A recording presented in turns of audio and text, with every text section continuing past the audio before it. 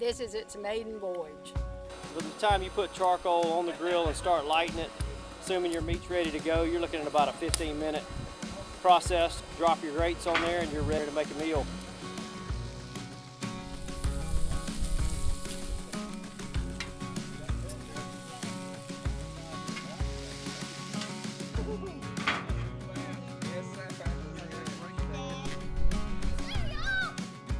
Cobbler's been cooking for about an hour and 15 minutes. They should be right on time.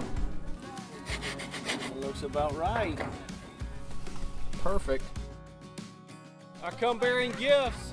Here's the crescendo.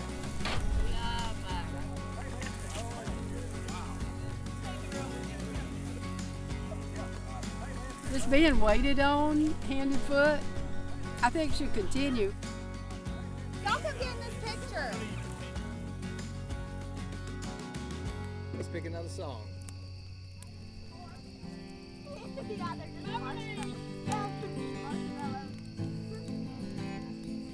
It was so amazing that all the family could get together and do this. Yep. Hey, this is how you get it. Do you like yours